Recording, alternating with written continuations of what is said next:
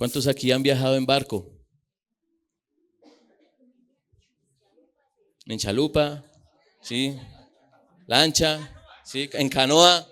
Hoy necesitamos estar, como dice un pastor amigo, necesitamos estar firmes como burro en canoa. ¿Listos? O sea, necesitamos estar muy concentrados en este texto porque vamos a estar en una travesía. Pero creo que más de uno acá necesita de verdad experimentar un viaje en barco, porque son muchas las aventuras que se viven. De hecho, hay muchas historias muy interesantes de viajes en barco. De hecho, por allá en el siglo XVIII había un hombre rebelde, pero realmente rebelde. Si usted ha escuchado de ese hombre, era terrible. Más terrible que usted, en serio. Terrible. Y entonces se embarcó y se fue navegando y experimentó una tormenta tenaz. Y en esa tormenta, este hombre clamó al Dios, al único Dios, al Dios que había escuchado de su madre, porque su madre le había predicado una y otra vez el evangelio a este hombre, y siempre lo resistió, siempre lo rechazó. Pero tras ese evento tormentoso en alta mar, clamó: Dios, sálvame. Y desde ahí este hombre comenzó a ser transformado, hasta que un día fue realmente capturado por la gracia de Cristo y lo llevó a escribir uno de los himnos más conocidos de nuestra época. ¿Cuál? Sublime Gracia. ¿Quién es él? John Newton. John Newton. Vale la pena que lean de John Newton, ¿sí? Y en alta mar pasan muchas cosas. Más adelante, más o menos como para 1871, un hombre muy piadoso, pastor, muy reconocido, viajaba mucho entre Inglaterra y Estados Unidos, y este hombre se la pasaba viajando, y en uno de esos viajes dejó que su familia se fuera adelante, y él se quedó para ir después. Y en ese viaje, ese hombre perdió a su familia. Naufragaron. Murió su esposa, murió sus hijas, y eso que un tiempo atrás ya había perdido un hijo.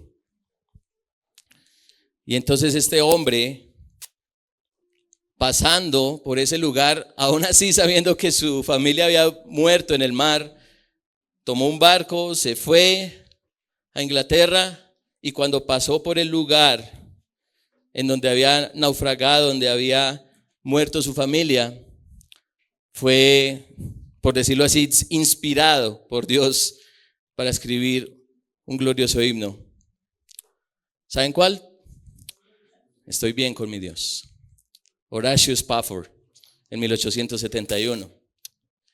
Y más adelante, ya en el siglo XX, por allá en 1916, un hombre contó lo siguiente, y quiero que pongan mucha atención a esto, a ver si de pronto saben de qué estoy hablando.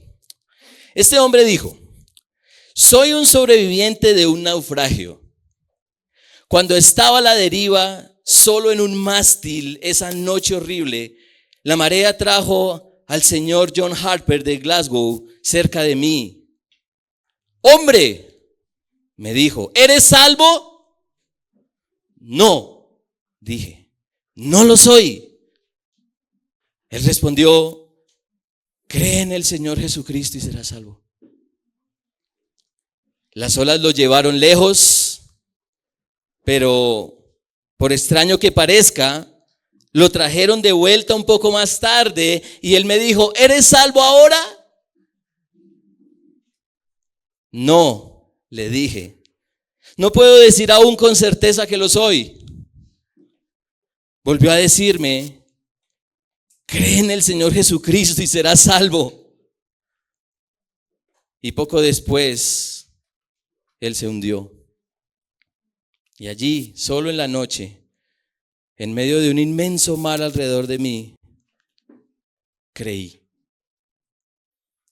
Soy el último convertido por la predicación de John Harper. ¿Saben quién era John Harper? Un pastor bautista que naufragó en 1912. ¿En cuál barco? En el Titanic. El pastor Harper murió, pero este hombre alcanzó la salvación. Hasta el último momento, Harper predicó de Cristo. Qué interesante. Pero ahora los voy a trasladar al siglo I, a un viaje que Lucas, el autor de Hechos, experimentó, y de una forma ingeniosa, por inspiración del Espíritu Santo, ilustra una travesía que todo ser humano está, en la que todo ser humano está, pero que solo los verdaderos cristianos van a completar. En un viaje hay un punto de partida y hay un punto de llegada. Pero el viaje puede estar lleno de dificultades. Y surge la pregunta: ¿se ha perdido la esperanza de llegar? Así que los voy a invitar a que se pongan en pie.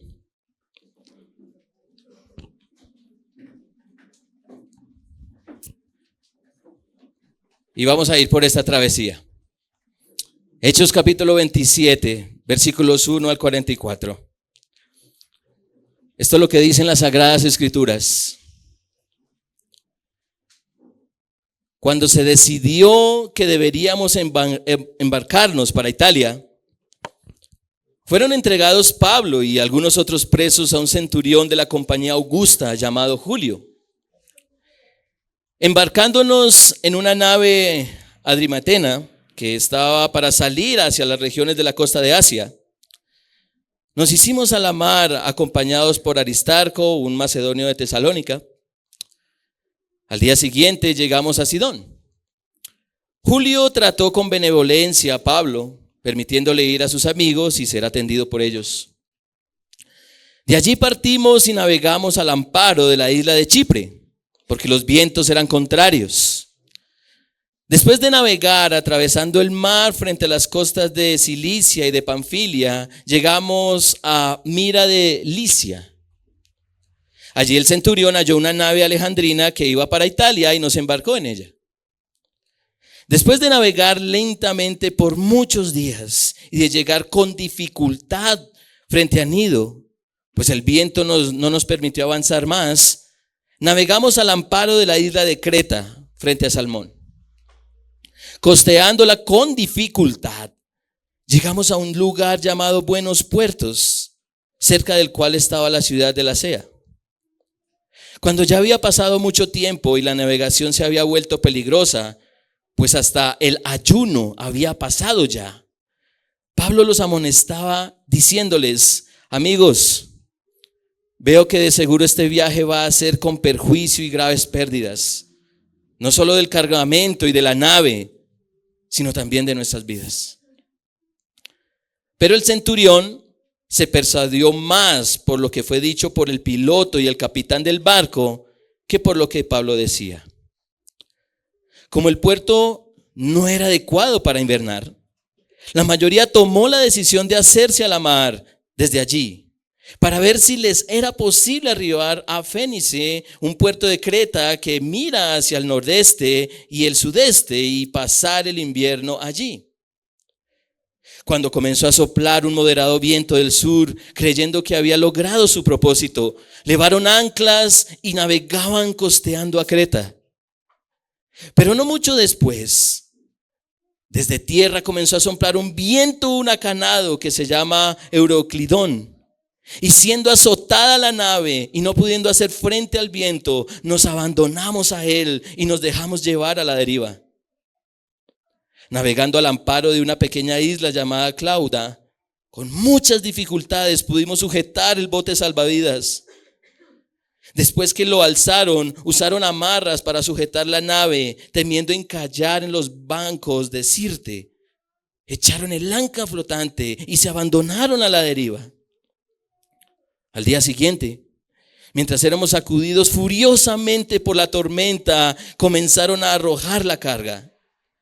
Al tercer día, con sus propias manos arrojaron al mar los aparejos de la nave. Como ni el sol ni las estrellas aparecieron por muchos días y una tempestad no pequeña se abatía sobre nosotros, desde entonces fuimos abandonando toda esperanza de salvarnos. Cuando habían pasado muchos días sin comer, Pablo se puso en pie en medio de ellos y dijo: amigos, debían haberme hecho caso y no haber salido de Creta, evitando así este perjuicio y pérdida. Pero ahora los exhorto a tener buen ánimo, porque no habrá pérdida de vida entre ustedes, sino solo del barco. Porque esta noche estuvo en mi presencia un ángel del Dios vivo, de quien soy y a quien sirvo, diciendo: no temas, Pablo, has de comparecer ante César. Pero ahora Dios te ha concedido todos los que navegan contigo. Por tanto, tengan buen ánimo, amigos, porque yo confío en Dios que acontecerá exactamente como se me dijo. Pero tenemos que encallar en alguna isla. Llegada la 14ª noche, mientras éramos llevados a la deriva en el mar Adriático, a eso de la medianoche los marineros presentían que se estaban acercando a tierra. Echaron la sonda y hallaron que había 20 brazas de profundidad. Pasando un poco más adelante, volvieron a echar la sonda y hallaron 15 brazas. Temiendo que en algún lugar fuéramos a dar contra los escollos, echaron 4 anclas por la popa y ansiaban que amaneciera. Como los marineros trataban de escapar de la nave y habían bajado el bote salvavidas al mar, bajo pretexto de que se proponían echar las anclas desde la proa, Pablo dijo al centurión y a los soldados: si estos no permanecen en la nave, ustedes no podrán salvarse. Entonces los soldados cortaron las amarras del bote y dejaron que se perdiera.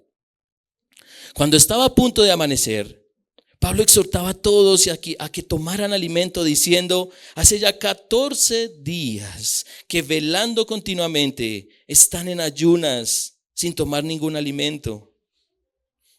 Por eso les aconsejo que tomen alimento, porque esto es necesario para sobrevivir, porque ni un solo cabello de la cabeza de ninguno de ustedes perecerá. Habiendo dicho esto, Pablo tomó pan y dio gracias a Dios en presencia de todos, y partiéndolo, comenzó a comer. Entonces todos, teniendo ya buen ánimo, tomaron también alimento. En total éramos en la nave 276 personas. Una vez saciados, aligeraron la nave arrojando el trigo al mar. Cuando se hizo de día, no reconocían la tierra, pero podían distinguir una bahía que tenía playa y decidieron lanzar la nave hacia ella si les era posible. Cortando las anclas, las dejaron en el mar, aflojando al mismo tiempo las amarras de los timones, izando la vela de proa al viento, se dirigieron hacia la playa. Pero chocando contra un escollo donde se encuentran 2 corrientes, encallaron la nave. La proa se clavó y quedó inmóvil, pero la popa se rompía por las fuerzas de las olas. El plan de los soldados era matar a los presos para que ninguno de ellos escapara a nado. Pero el centurión, queriendo salvar a Pablo, impidió su propósito y ordenó que los que pudieran nadar se arrojaran primero por la borda y llegaran a tierra, y que los demás siguieran, algunos en tablones y otros en diferentes objetos de la nave. Y así sucedió que todos llegaron salvos a tierra. Qué aventura, ¿no? Tomen asiento, por favor. El Señor bendiga su palabra.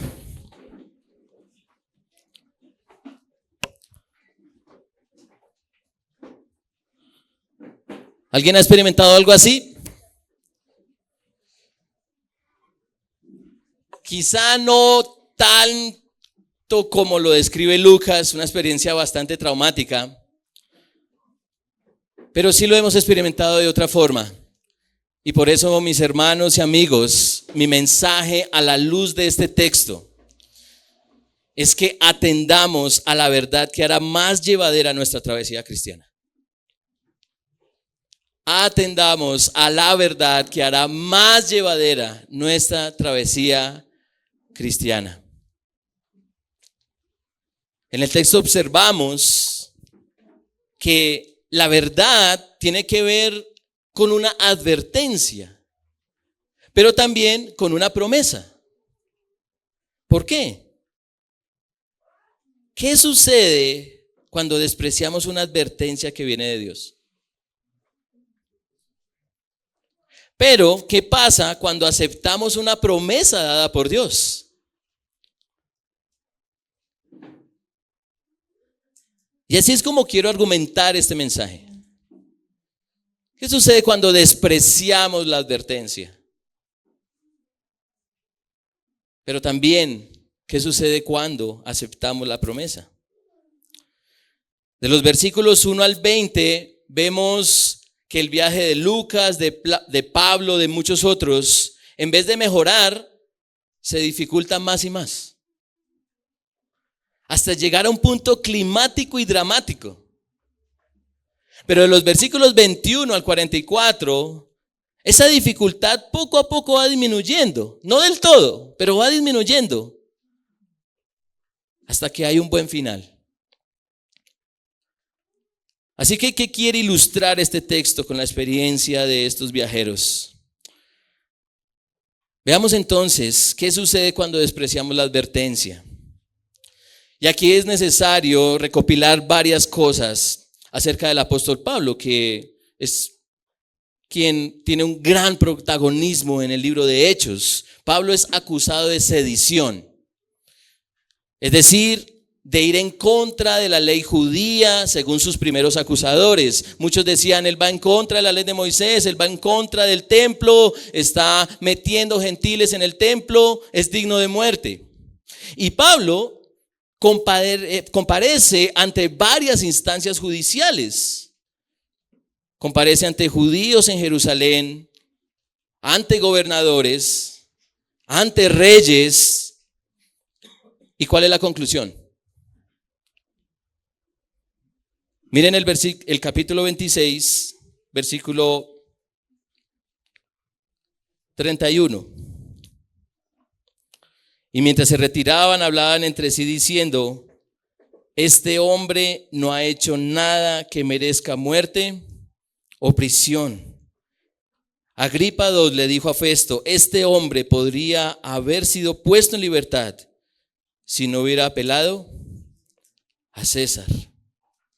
Y a pesar de que Pablo acusó la conciencia de los reyes, de Agripa, de Festo y la élite de entonces con el evangelio, Pablo es inocente. Pablo es inocente. Pero decide apelar al máximo gobernante de entonces, el emperador romano, por el proceso judicial al cual está siendo sometido. Pero realmente el objetivo de Pablo no es justificar su inocencia. Hay una meta superior. Hay un propósito dado por el mismo Dios. ¿Cuál es ese propósito? Miren un poco más atrás en Hechos 23, versículo 11.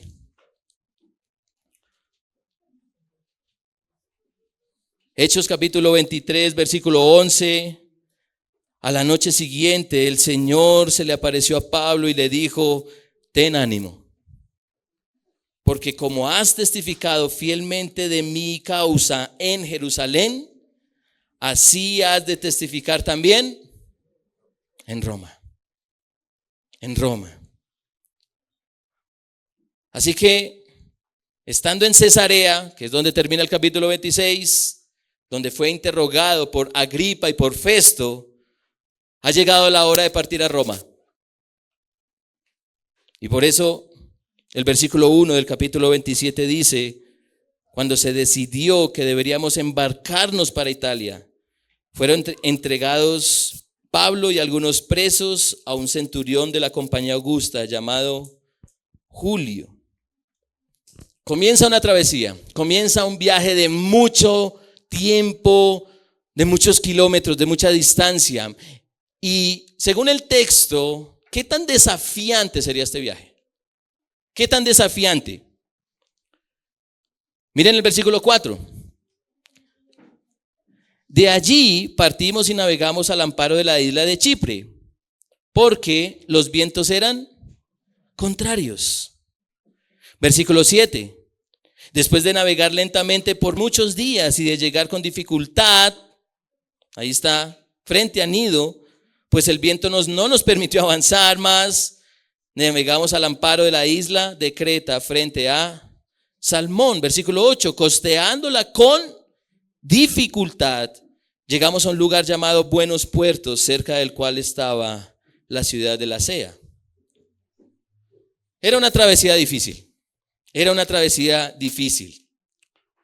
Tanto que los versículos 9 y 10 muestran algo que deberían llamarnos la atención. Miren el versículo 9. Cuando ya había pasado mucho tiempo,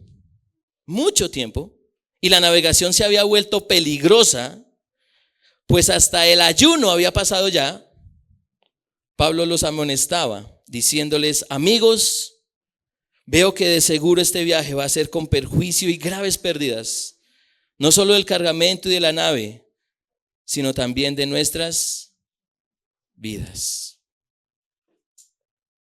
Había pasado el ayuno. El ayuno del que habla el texto muy probablemente se refiere al día de la expiación judío, por la fecha en que zarpó el barco, encontrándose con todas las dificultades que describe el texto. Y ese día, si ustedes han leído Levítico capítulo 16, según la ley de Moisés, el día de la expiación, ese día se realizaba un ejercicio de introspección para el arrepentimiento y el perdón de los pecados, acompañado de una liturgia de parte de los sacerdotes para hacer efectiva esa expiación. Ahora, ¿qué es expiación? Básicamente es cubrir.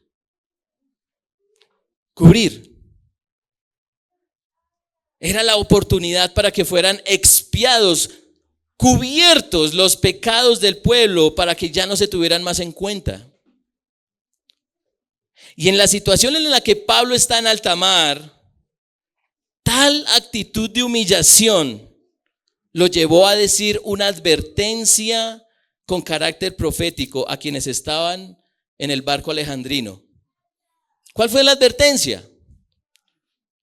Versículo 10, amigos, veo que de seguro este viaje va a ser con perjuicio y graves pérdidas, no solo del campamento y de la nave, sino también de nuestras vidas. Ahora, ahí está la advertencia.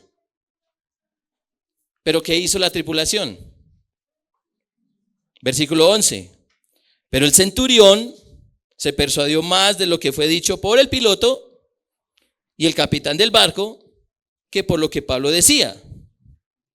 Y como el puerto no era adecuado para invernar, la mayoría tomó la decisión de hacerse a la mar desde allí para ver si les era posible arribar a Fenice, un puerto de Creta que mira hacia el nordeste y el sureste, y pasar el invierno allí. ¿Y entonces qué pasó después? Versículo 14. Pero no mucho tiempo después, desde tierra comenzó a soplar un viento huracanado que se llama Euroclidón, y siendo azotada la nave y no pudiendo hacer más frente al viento, nos abandonamos a él y nos dejamos llevar a la deriva, navegando al amparo de una pequeña isla llamada Clauda. Con mucha dificultad pudimos sujetar el bote salvavidas. Después que lo alzaron, usaron amarras para sujetar la nave. Temiendo encañar en los bancos de Sirte, echaron el ancla flotante y se abandonaron a la deriva. Al día siguiente, mientras éramos sacudidos furiosamente por la tormenta, comenzaron a arrojar la carga. Y entonces, ¿cuál es la conclusión? Y lo interesante del texto, hermanos, es que la conclusión la da Lucas, como quien estaba en el barco. ¿Cuál es la conclusión de Lucas? Versículo 20. Como ni el sol ni las estrellas, y ustedes saben que las estrellas eran muy importantes en el tiempo antiguo para guiarse, ¿cierto?, a un destino.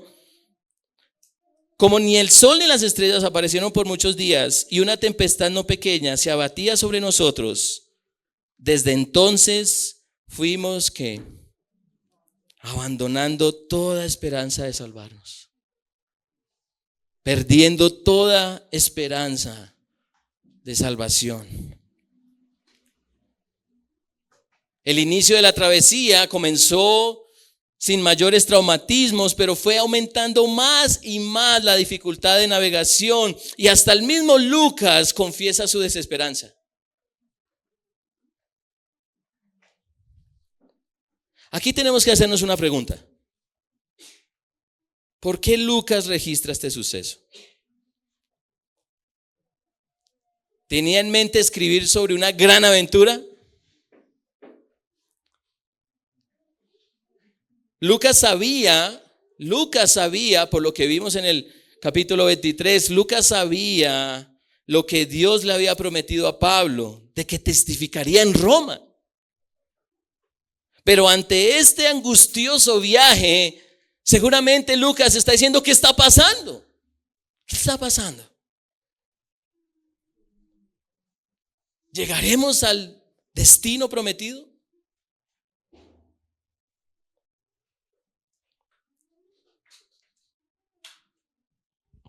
Este hecho, hermanos, como imagen de la vida cristiana, retrata muy bien lo que sucede. ¿Están conmigo? ¿Todavía están despiertos? Iniciamos la travesía cristiana, iniciamos con una profunda pasión por la gloria de Jesucristo, porque lo vemos como el Salvador que necesitamos y el Señor que queremos adorar y obedecer. Ha prometido llevarnos a su hogar para disfrutar de Él por siempre y para siempre. Hay un destino deseable al que queremos llegar, porque en Cristo está cumplido y satisfecho todo. La vida será perfecta y eterna, la alegría será completa e incesante, y se nos da todo lo necesario para llegar, lleno de advertencias por atender, para alcanzar ese objetivo. Pues habrá muchos peligros, pruebas, temores, frustraciones, desilusiones en el trayecto. Pero ¿qué hacemos con la advertencia? ¿Qué hacemos con la advertencia? ¿Qué hizo la tripulación con la advertencia de Pablo? Versículo 11, pero el centurión se persuadió más por lo que fue dicho por el piloto y el capitán del barco que por lo que Pablo decía. Y es una buena pregunta: ¿por qué el centurión habría de tener en cuenta el consejo de Pablo si es un preso? Es un preso. ¿No tiene el piloto y el capitán más experiencia?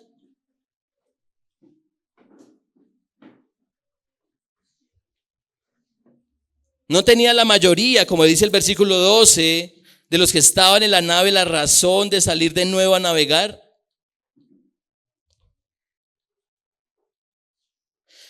¿Por qué habría de tener en cuenta al Hijo de Dios, que después de toda una vida de piedad terminó clavado en la cruz?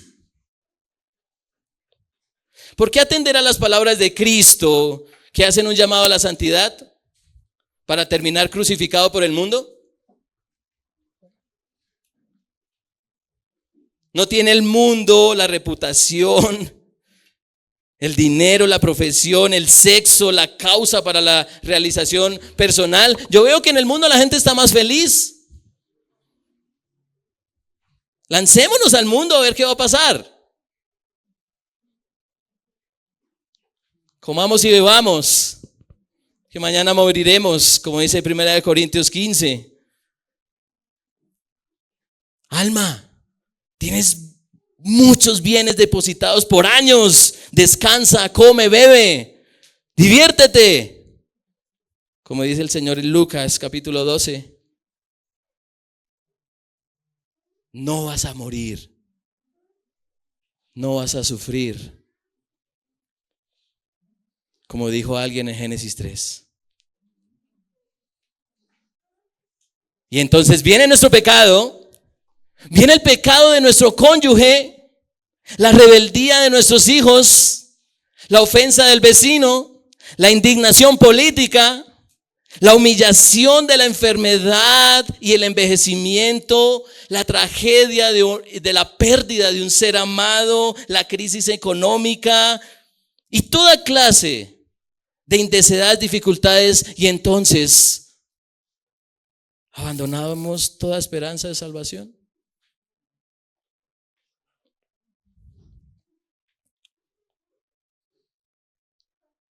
¿No hay esperanza? Hasta aquí, la historia de Lucas sería otra si los expertos en el mar hubieran atendido la advertencia de Pablo.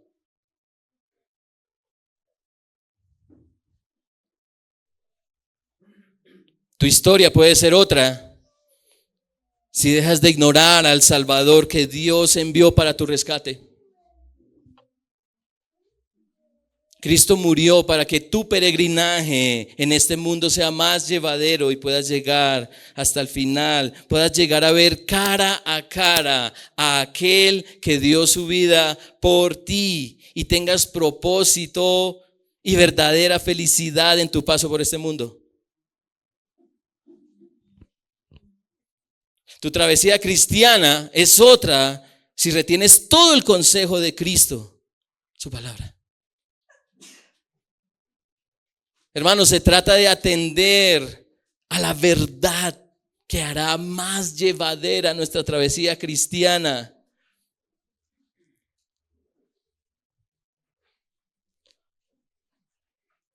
¿Siguen conmigo? Porque se va a poner más difícil. Familia,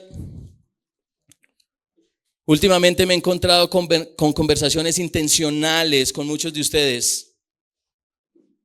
Y entre varias cosas, lamento profundamente que estemos apagando el espíritu. ¿Por qué no leemos esto? La mente de aquel que decimos creer. Y no hablamos con aquel que decimos confiar.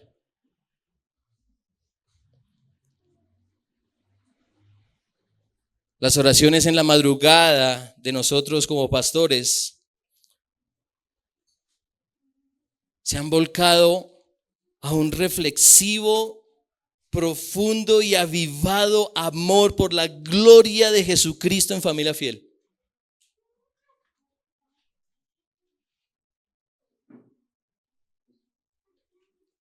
Por lo que vemos en sus matrimonios, su crianza, su relación con otros hermanos, su relación con los incrédulos, su cosmovisión política, sus prioridades, sus anhelos. Hermanos, estamos revelando impiedad.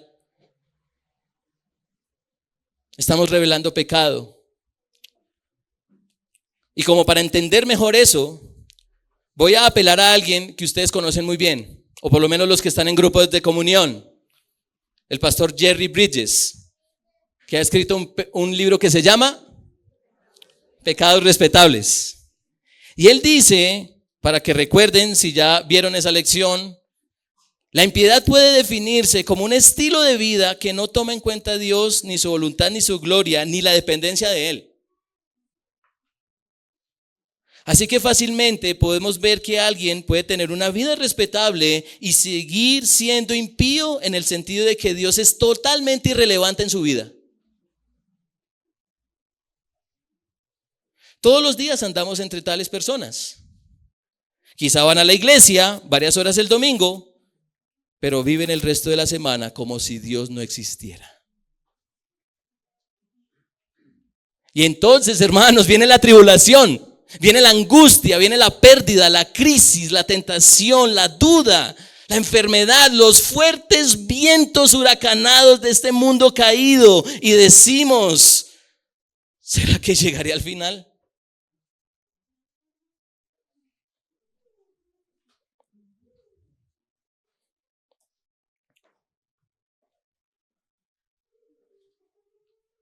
Mi amado hermano y hermana, hazte la pregunta viendo en este momento a tu cónyuge,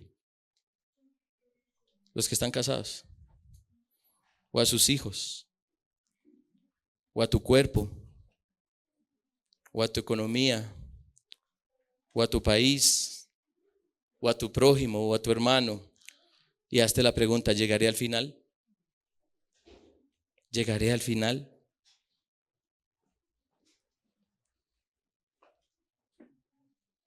Atendamos a la verdad que hará más llevadera nuestra travesía. Y quiero convencerlos aún más de esto a la luz del siguiente punto. Cuando aceptamos la promesa. Cuando aceptamos la promesa. En la primera parte del texto, como les decía, en el capítulo 27 de Hechos, de los versículos 1 al 20, todo va de mal en peor. Y la muerte parece inevitable tras un inminente naufragio. Tanto así que nuestro hermano Lucas, creo que es hermano, y otros 274, aunque en el barco habían ¿cuántos?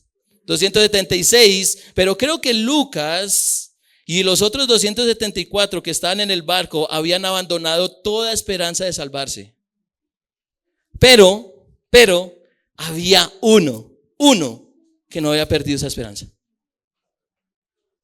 Versículo 21. Cuando habían pasado muchos días sin comer, Pablo se puso en pie en medio de ellos y dijo: amigos, debían haberme hecho caso y no haber salido de Creta, evitando así este perjuicio y pérdida. Pero ahora los exhorto a tener buen ánimo, porque no habrá pérdida de vida entre ustedes, sino solo del barco. Porque esta noche estuvo en mi presencia un ángel del Dios de quien soy y a quien sirvo, diciendo: no temas. No temas, Pablo. Has de comparecer ante César, pero ahora Dios te ha concedido todos los que navegan contigo.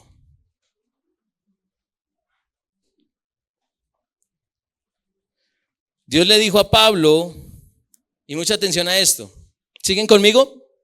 Sí, mire a ver si alguien está dormido. ¿Todos despiertos? Bien. Dios le dijo a Pablo que testificaría en Roma cuando iba a ser destrozado por los judíos. ¿Se acuerdan? En pleno juicio. Lo leímos, capítulo 23, versículo 11. Ten ánimo, Pablo, vas a testificar en Roma, así como has testificado en Jerusalén. Eso lo dijo cuando iba a ser despedazado, dice el texto. Ahora Dios le dice a Pablo que comparecería ante César en medio de una tormenta que hundiría el barco en el que iba.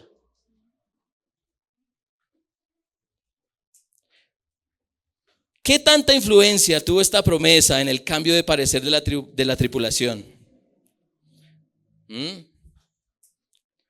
¿Qué tanta influencia tuvo esta promesa en el cambio de parecer de los que estaban en el barco? Las cosas todavía no habían menguado del todo, tanto que algunos quisieron escapar. Pero ¿qué sucedió? Miren el versículo 30. Como los marineros trataban de escapar de la nave y habían bajado el bote salvavidas al mar, bajo pretexto de que se proponían echar las anclas desde la proa, Pablo dijo al centurión y a los soldados: si estos no permanecen en la nave, ustedes no podrán salvarse.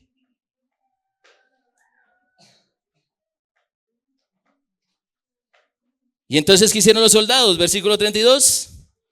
Cortaron las amarras del bote y dejaron que se perdiera.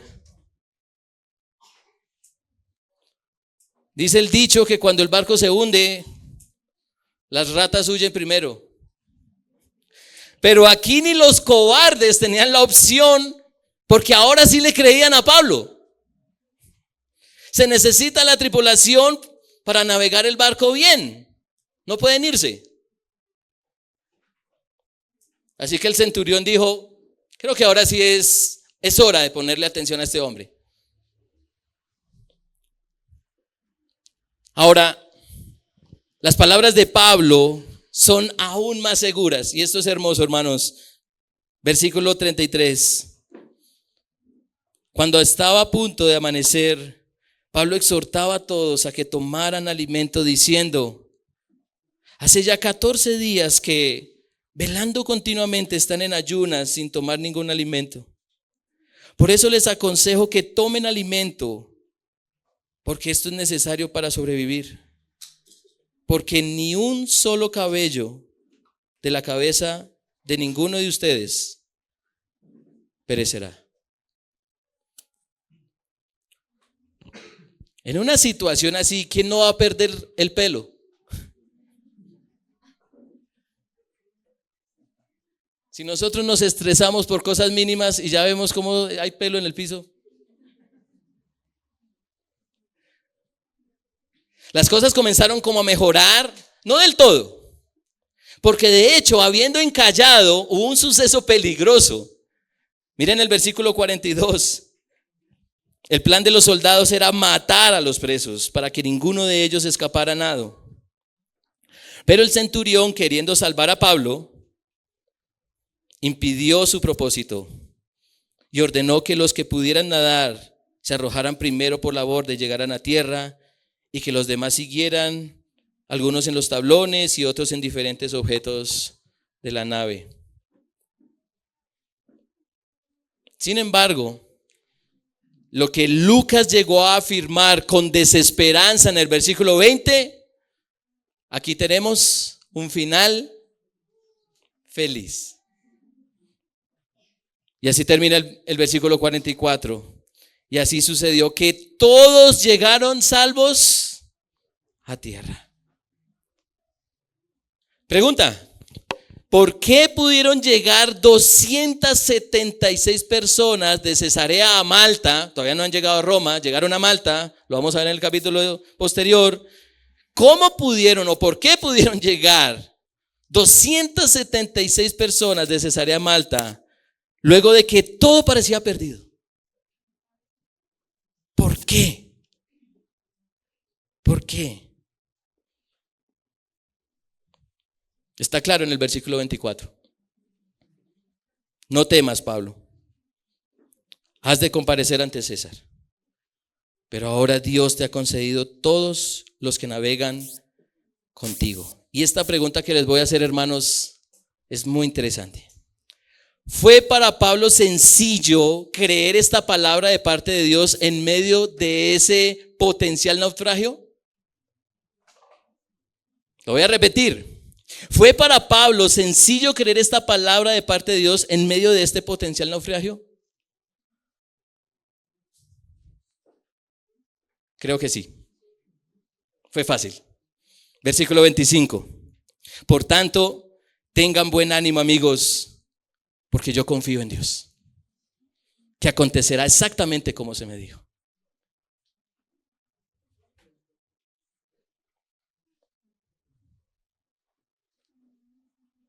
Dios nos ha dejado su preciosa palabra para que atendamos a la verdad que hará más llevadera nuestra travesía cristiana. Habremos de perder la esperanza de llegar a la meta cuando se nos ha dado todo en abundancia para que lleguemos.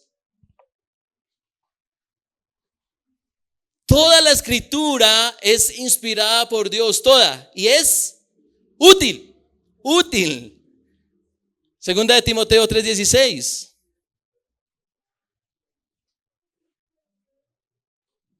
Pues tantas, y este texto lo citó nuestro hermano Carlos en el sermón pasado, pues tantas como sean las promesas de Dios en Él, en Cristo, todas son sí.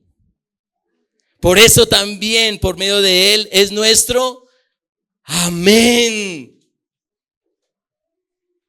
para la gloria de Dios por medio de nosotros.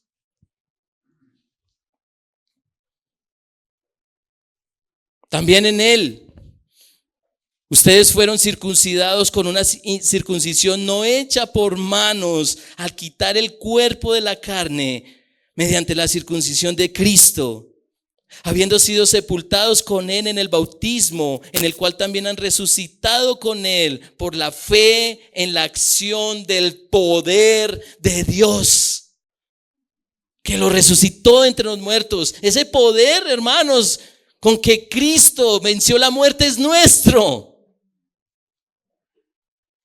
Y cuando ustedes estaban muertos en sus delitos y en la circuncisión de su carne, Dios les dio vida juntamente con Cristo, habiéndonos perdonado todos los delitos, habiendo cancelado el documento de deuda que consistía en decretos contra nosotros y que nos era adverso, y lo ha quitado de en medio, clavándolo en la cruz.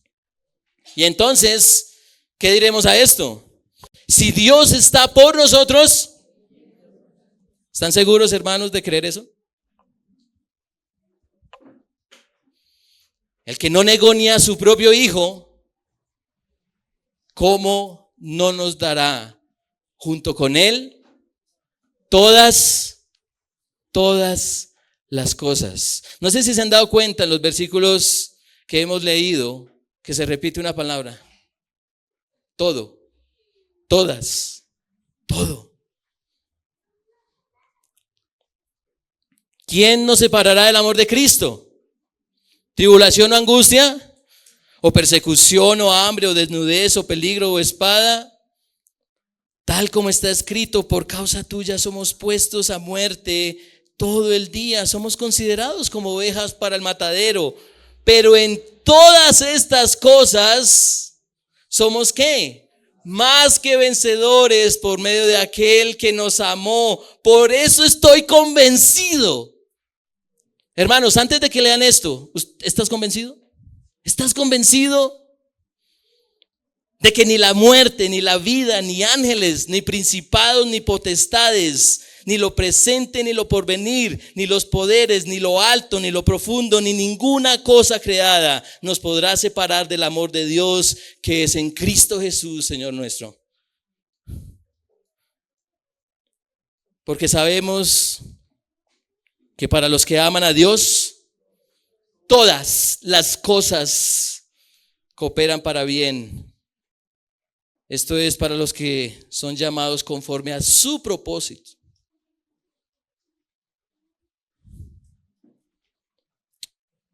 ¿Alguien dijo que la travesía de Cesarea a Roma iba a ser fácil? Pues prácticamente en todo el capítulo de Hechos 27 vemos dificultades, desesperación, desafíos, desánimo y hasta pesimismo. Hasta pesimismo. Esa fue la conclusión de Lucas. Perdimos, abandonamos toda esperanza de salvarnos. Pero Dios, solo Dios, hermanos, amigos, solo Dios hizo que el final fuera diferente. No Pablo. Dios hizo que el final fuera diferente. Pues todos llegaron a salvo a tierra. Dios ha hecho que el destino de nosotros pecadores fuera distinto. Pues entregó la vida de su amado Hijo Jesús, quien fue muerto en la cruz, llevando nuestro pecado para que nuestro final no fuera el infierno. Se requirió la perfecta justicia de Cristo para que nuestra actitud de rebeldía y desprecio hacia Dios no terminara en condenación, sino en salvación. Jesucristo intervino en la vida, y esto lo vimos en Hechos, ¿no? Intervino en la vida de un apasionado perseguidor de cristianos para que fuera transformado. Y sin importar las falsas acusaciones, los azotes, el encarcelamiento, el naufragio, llegar a donde su Señor le prometió que llegaría, de forma que testificara del único que salva de la ira de Dios. Pablo propuso que en este viaje a Roma se atendiera a la advertencia y se aceptara la promesa para llegar.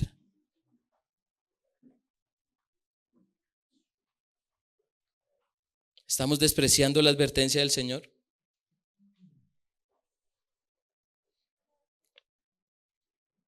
Porque tal rechazo, hermanos, hará que la esperanza de vivir para Cristo se oscurezca.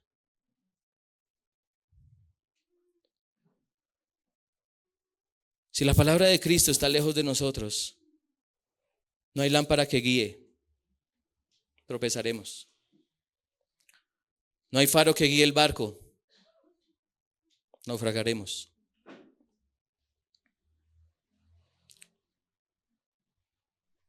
¿O estamos aceptando la promesa de Dios? Porque debe haber en nosotros un convencimiento y una confianza profundos de nuestra vida, o que nuestra vida es por Cristo y para Cristo. De que su palabra es verdad. Y es la luz que nos guiará hasta llegar al final. Así que, familia, atendamos a la verdad que hará más llevadera nuestra travesía cristiana. Iglesia, hermanos, hermanas, familia mía, no hay día, podemos decirlo, ¿cierto? No hay día en donde se presenten pruebas o tribulaciones o preocupaciones. No siempre tendremos buena salud. No siempre tendremos estabilidad económica. Quizá hoy vinimos a este lugar disgustados con nuestro cónyuge, con nuestros hijos. Hoy miramos a nuestro alrededor a quienes están vivos, pero cada segundo que pasa nos acerca a la muerte. Mañana nuestros compañeros de trabajo se levantarán con el pie izquierdo, o el jefe estará más irritable de lo normal. El hermano o la hermana en que confiábamos o admirábamos nos defraudó o nos defraudará. Los dardos incendiarios de Satanás están acechándonos con intensidad. Los vientos que rodean el barco en el que vamos se han vuelto fuertísimos. ¿Perderemos la esperanza de llegar? ¿No terminaremos la carrera? ¿No guardaremos la fe?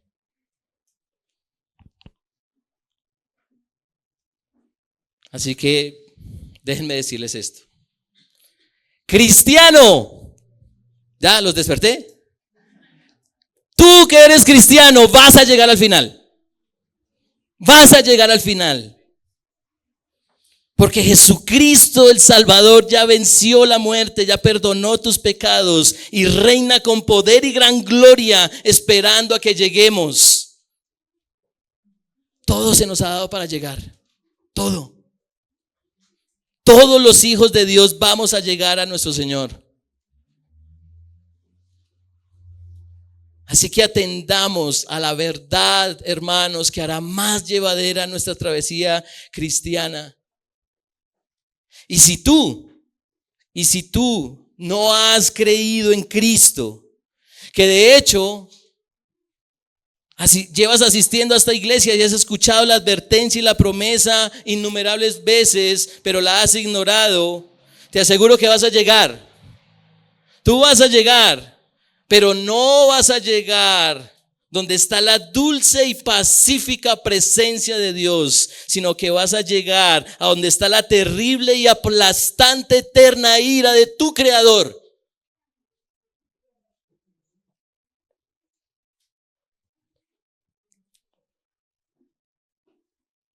Si tú sigues siendo indiferente a este libro, la Biblia, la palabra de Dios, si sigues siendo indiferente,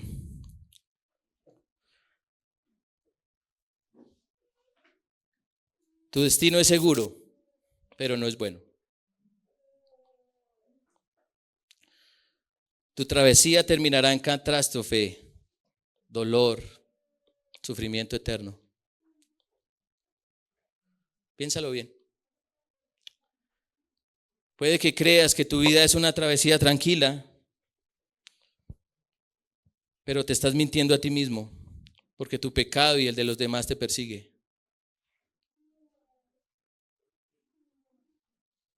¿Estás plenamente seguro de cómo terminarán tus días?